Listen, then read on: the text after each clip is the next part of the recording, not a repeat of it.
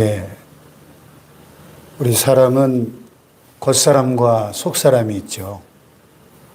겉으로 보이는 우리 이 육신, 또 육신 안에 깃들어 있는 영혼.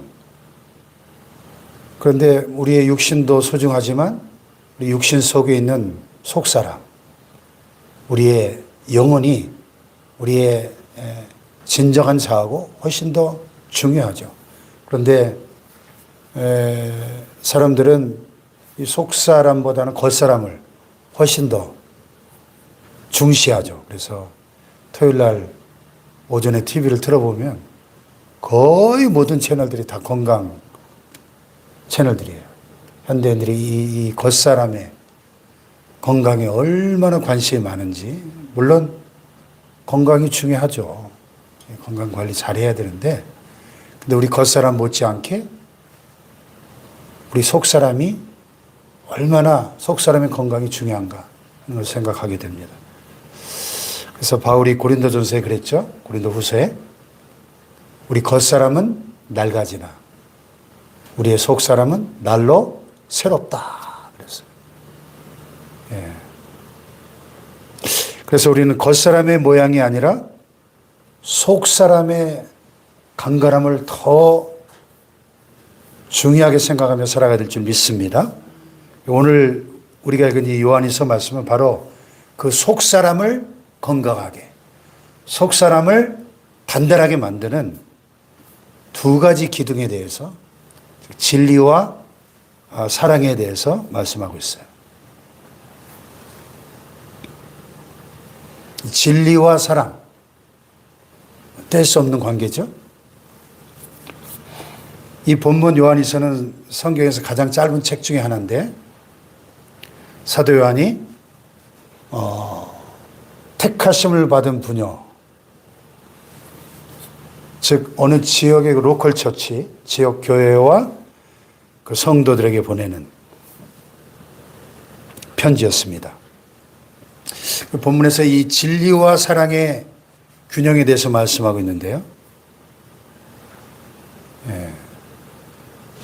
우리 한국인들은 참 정이 많은 민족이죠. 그래서 좋은 게 좋은 거지 뭐 하면서 넘어갈 때가 많습니다.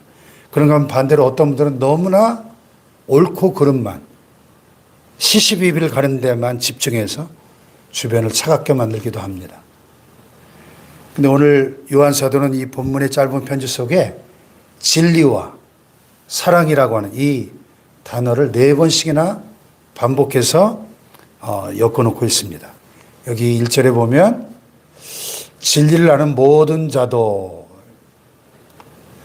또 2절에도 보면 우리 안에 거하여 영원히 우리와 함께할 진리로 말미암음이로다, 이런 표현들이 있어요.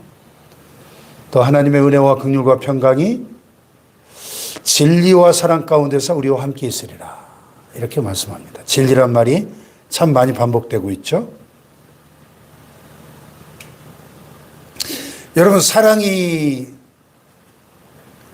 소중하지만 진리가 없는 사랑은 맹목적인 감상주의에 불과합니다. 진리가 없는 사랑, 뼈대 없는 살덩이와 같아서 금방 무너져 버릴 것입니다. 반대로 사랑이 없는 진리는 어떻게 될까요?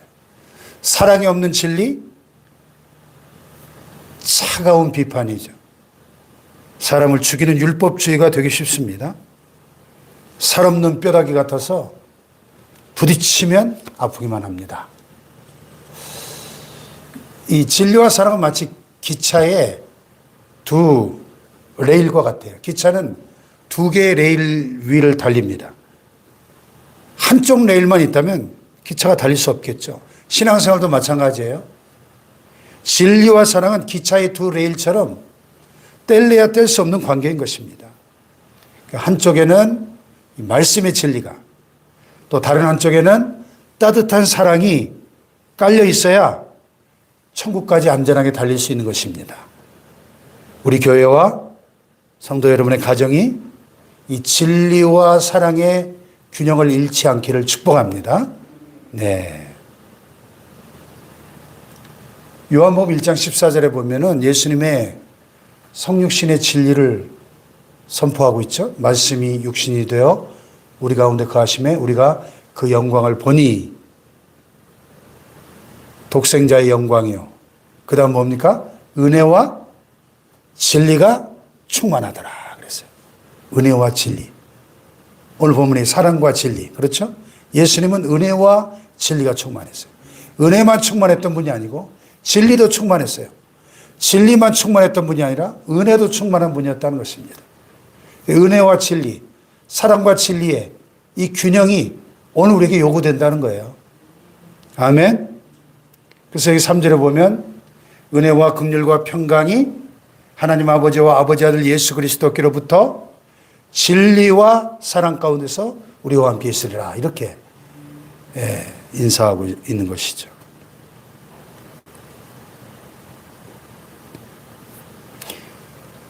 자, 여러분 우리가 인생을 살다 보니 무엇이 가장 큰 기쁨이던가요? 우리에게 기쁨을 주는 여러 가지 일들이 있겠지만은 돈 많이 버는 거, 건강한 거 다 좋죠. 근데 우리 같은 부모 세대에게 가장 큰 기쁨은 뭐예요? 자식이 잘 되는 거. 특히 자식들이 믿음 안에서 바르게 살아가는 모습 볼 때 참 기쁘잖아요. 사도 요한도 영적 아버지로서 동일한 고백을 하고 있습니다. 4절을 보십시다. 4절 시작. 너의 자녀들 중에 우리가 아버지께 받은 계명대로 진리를 행하는 자를 내가 보니 심히 기쁘도다 그랬어요. 여기 심히 기쁘다는 말은 그 기쁨이 차고 넘친다는 뜻이에요. 사도 요한은 당대 최고 어른이었습니다. 현존하는 최후의 사도. 다른 사도들은 이미 예수님 12제자들 다 순교했어요. 요한만 끝까지 좀 살아남았습니다. 90이 넘은 이 노사도, 산전수전을 다 겪은 그 노사도를 춤추게 만든 것은 바로 성도들이 세상 풍조에 휩쓸리지 않고 진리 안에서 행하고 있다 하는 소식을 듣는 것이었습니다.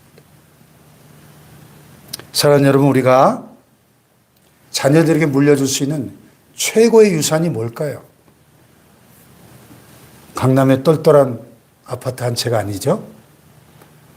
그것은 바로 진리 안에서 행하는 삶을 보여주는 거예요. 진리 안에서 행하는 삶. 우리의 자녀들은 우리의 뒷모습을 보고 자라나게 되어 있습니다. 우리의 뒷모습을 보고 자란 자녀들이 야, 우리 아빠가 우리 엄마가 믿는 하나님이라면 나도 믿어야지 그렇게 고백할 수 있기를 축복합니다. 그러면 성공한 인생 아닐까요?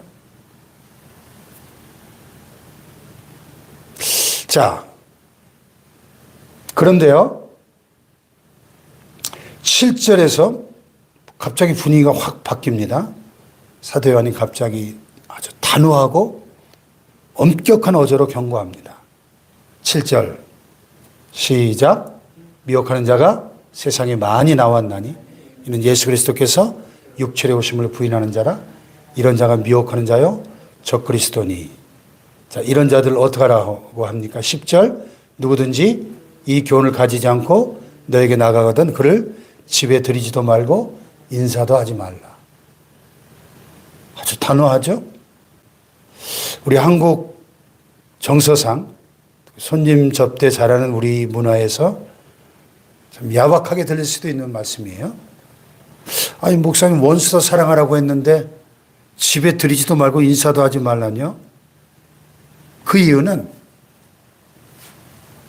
당시 초대교회 안에 영지주의자라고 하는 이단들이 침투하고 있었기 때문이죠. 영지주의. 그런데 예수님이 육체로 오신 것, 성육신의 진리를 부인하던 자들이었어요. 영은 선하고 육은 악한데 어떻게 선하신 하나님이, 거룩하신 하나님이 이 악한 육신을 입고 온단 말인가. 그런데 여러분, 성육신을 부정한다면 예수님의 십자가의 대속도 부정될 수밖에 없는 거죠. 이 복음의 근간을 뒤흔드는 아주 무서운 이단이었던 것입니다. 사도 요한은 그런 자들을 집에 들이지도 말고 인사도 하지 말라. 인간적인 미움 때문이 아니죠. 진리를 지키기 위한 거룩한 방어막을 치라는 것입니다.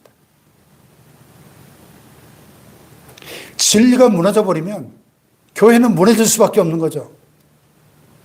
내 자식이 독약을 먹으려고 하는데 야, 사랑하니까 네 마음대로 해. 이럴 부모가 어디 있어요? 예? 뺨을 때려서라도 독약을 빼앗는 것이 진짜 사랑이죠. 진정한 사랑은 진리의 기초 위에서 영적인 분별력을 동반해야 되는 것입니다. 분별력. 오늘 이 마지막 때 미혹하는 자가 세상에 많이 나왔다 그랬어요. 오늘 이 시대에 우리가 정말 영적인 분별력을 가져야 할 줄로 믿습니다. 교회의 거룩함을 지키기 위해서, 우리 가정의 신앙을 지키기 위해서, 비진리에 대해서는 우리가 단호하게 선을 긋는 용기가 필요하다는 것이죠. 할렐루야. 예. 그래서 진리와 사랑의 균형을 잃지 않고 또 우리의 사랑하는 자녀들이 그 진리 안에서 행하는 모습을 보는, 그래서 신앙 계승에 성공하는 여러분의 가정 되기를 축복합니다. 또 이단과 거짓 영들로부터, 미혹의 세력들로부터 교회와 가정을 지켜나가야 될 줄로 믿습니다. 기도하십시다. 말씀 붙잡고, 하나님, 우리의 신앙이 차가운 지식에 머물지 않게 하시고 맹목적인 감정에 치우치지도 않게 하시고 진리의 말씀의 뼈대 위에 사랑의 살을 입혀서 넉넉하고 따뜻하면서도 진리 앞에 바로 서는 그리스도인이 되게 하여 주옵소서. 세상 풍조가 아무리 거세도 우리의 자녀들이 진리이신 예수 그리스도를 떠나지 않게 하여 주옵소서. 부모된 우리가 먼저 기도에 무릎으로 본을 보이게 하시고 우리의 가문이 대대로 하나님을 경외하는 믿음의 명문 가문이 되게 하여 주옵소서. 마지막 때 미혹하는 영들이 판을 치고 있습니다. 우리에게 영적 분별력을 주셔서 거짓된 것들을 단호히 끊어내게 하시고 우리 교회가 진리의 터전 위에 굳게 서서 세상을 이기는 거룩한 공동체가 되게 하여 주옵소서. 말씀 붙잡고 기도하시고요. 내일 새해 두 번째 맞이하는 주일인데 주일 예배 가운데 성령의 충만한 역사가 함께하도록 우리 주여 삼창하고 기도합니다.